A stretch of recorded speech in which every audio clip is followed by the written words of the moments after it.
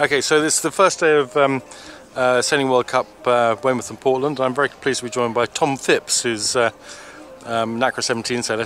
Tom, why didn't you get selected?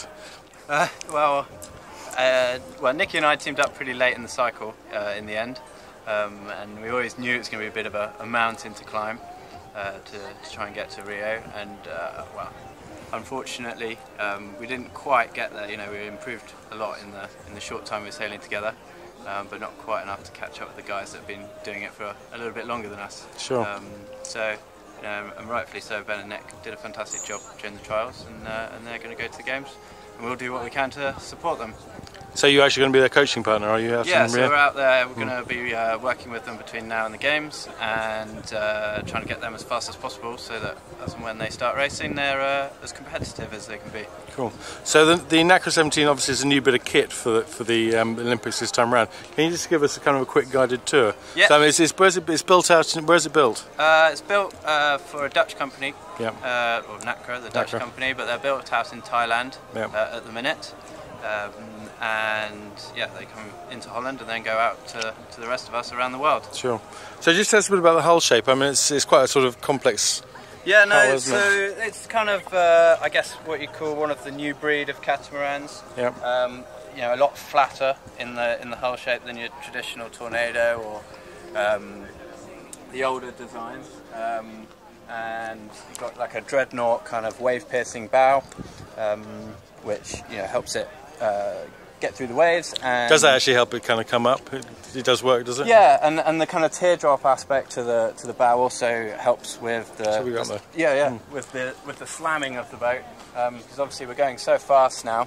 The boat's bouncing up and down quite a lot. The way it's shaped, it kind of dampens that pitching that you can feel on the boat. So it's got a reasonable amount of rocker, hasn't it, as well? Yeah, it has got quite a lot of rocker. Basically, from the dagboard aft, it's pretty flat. Yeah. Because actually, once we're up and going and we're using the foil to generate all that lift, we're only really sat on the the back third of the hull, and that part's pretty flat, so it's just a planing surface really until we take off.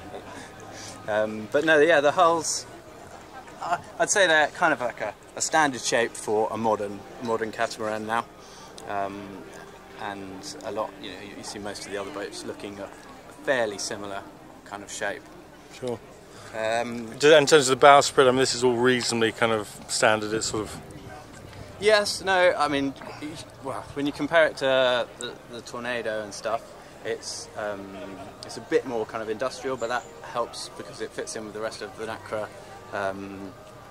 The rest of the Nacra boats, and it means that parts and everything are a lot more accessible. Yeah. But it's actually a huge bow spread on this boat. Yeah. Relative to the size of the boat, you kind of forget about it until you go and look at some other designs, and the bow spread pokes out a flipping long way on this thing. And you obviously got the Spinnaker Snuffer. Yeah, Spinnaker Snuffer. Everybody uses a Spinnaker chute now. While it creates this is not one design. This is part of the one design. Or? Yeah, no, it's all part of the one design. But when I say everyone, I mean all catamaran designs. Okay. While you give away a little bit on your upwind boat speed, in terms of manoeuvres, you gain huge amounts. So it makes the boats much more kind of agile around the race course. And then you got the jib you use upwind and it's needed for tacking, kind of thing. Yeah, the jib is again it's pretty big on this boat. Yeah. In fact, the whole rig relative to the size of the boat is quite powerful. Yeah. And we're pretty loaded in quite low wind conditions. But when you put, what sort of wind speed are you popping a hull in? I mean, we'll be twin wiring in 8 to 10 knots. Yeah. And because of the size of the rig, you kind of go from being underpowered to overpowered actually pretty quickly. Yeah. And yeah, I mean, the boat it's really fun to sail because of that. Yeah. You reach your top end fairly early, and you're kind of trying to take power away from the rig fairly far down the wind range. Really, that's funny. So you're trying to depower. What sort of wind strength do you kind of think? So we'll be starting to wind the rig on, take some shape out of the mainsail in anything more than 10 or 12 knots. We start coming back down the scale, and we've got really powerful controls like the Cunningham, which actually is a 16-to-1 Cunningham by the time you've rigged it up around the bottom of the mainsail. So you can imagine the tensions we can pull through that. and equally the main sheet at the back could be anything from a 9 to 1 or through to a 12 to 1. So that's part of the one design there, is it? Yes, yeah. So some of the smaller crews will use a higher purchase. Okay. And some of the big burly lads will come. The boom looks kind of tiny. Yeah, it is a small section, and you do see it flexing around a little bit if you pull too much out haul. Yeah. But there's enough stiffness there to actually take the shape out. So it's just it is a balance between getting the right tension and too much and starting to bend the boom. But it is, there's enough there to make the rig work. And what's going on there? That's a two-part cunniam, is it, or something? Or what's going on there? The cunniam, it goes up both sides of the mainsail. Yeah, I see. Through a turning block, and then it's just cleated off on the mast here. I So, but when you actually start pulling it, you're pulling through both cunniam systems, which is why you get that huge amount of purchase. So jib sheet. Yeah, jib sheet. It's just fed out to the edge of the boat there, so that easily accessible for the crews in the bearaway and any adjustments on the water. The other big control, and different to most of the other Olympic classes, is the rotator system, which again is fed out to the edge of the boat so that we can adjust it while we're sailing along. Yeah. And that can have a big effect over a mast which isn't that well supported compared to a 49er mast with all of its cap shrouds and spreaders. Yeah, because you literally just got one set of spreaders here. Yeah, and they are they're kind of fixed back to themselves. So this is just a pre-bend setting on the mast itself. We're not really controlling anything above that. So it's you use the rotator to gain a bit more control over the mast shape and therefore the sail shape. Yeah. So let's go to the back of the bus. Yeah. So double toe loops. Once we're up and flying downwind, it really is a case of trying to keep the bow out without putting it too high in the sky and going into orbit.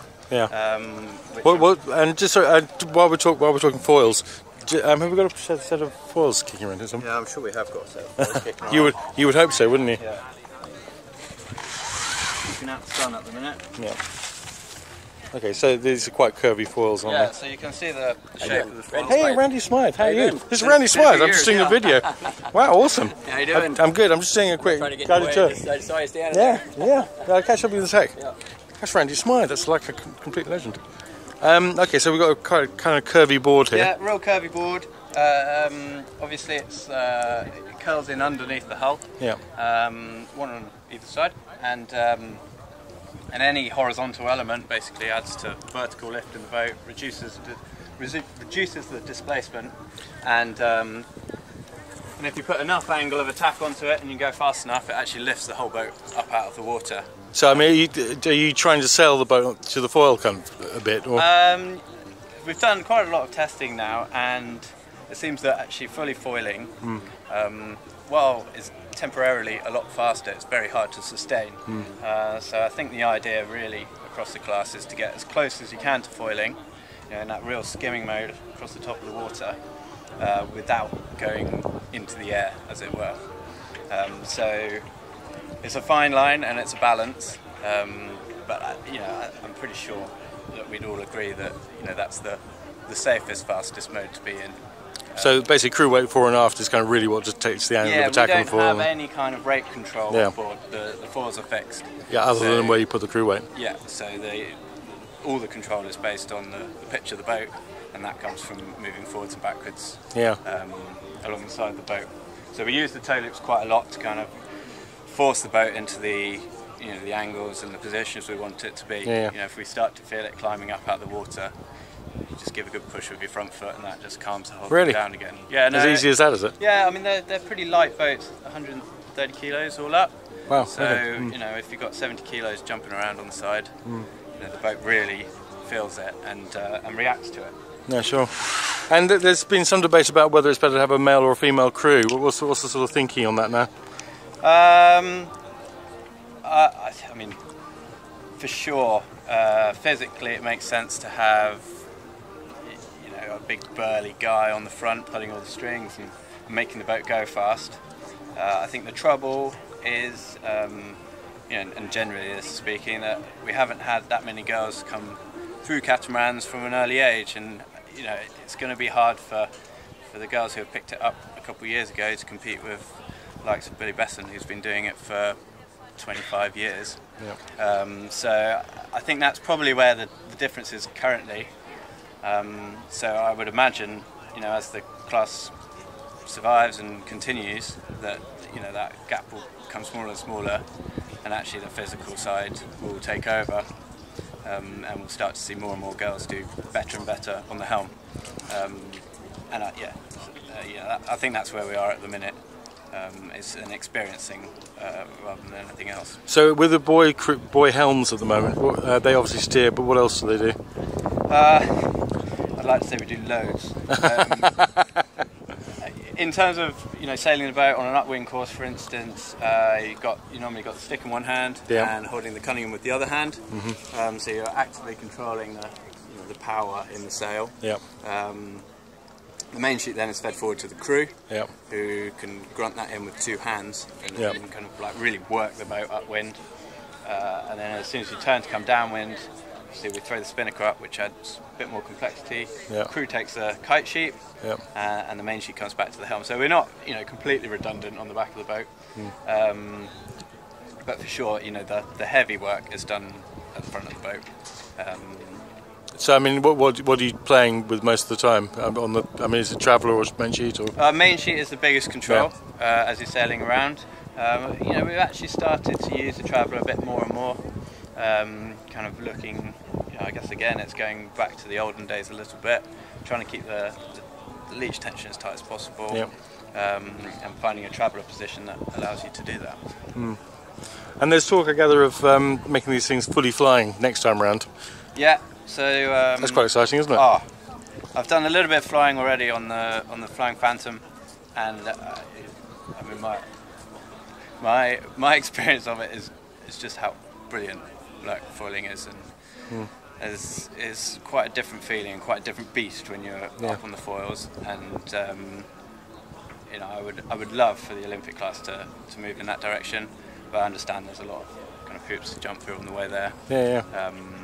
And you know, I guess my only hope is that we end up with a good solid foiling boat, and don't rush into it and end up with something which is, you know, maybe doesn't work as well as some of the other foiling platforms that are already out there. Is that something which can be retrofitted to this, or? I think that's the plan. The plan is to be able to take an existing Nacra 17 and put new dagboard boxes in that will accept the new foils, so that, you know, these boats, however many hundreds we've sold, or the Nacra have sold, aren't completely redundant, because I think it's important, and it would make quite an accessible way into an Olympic class. No, sure.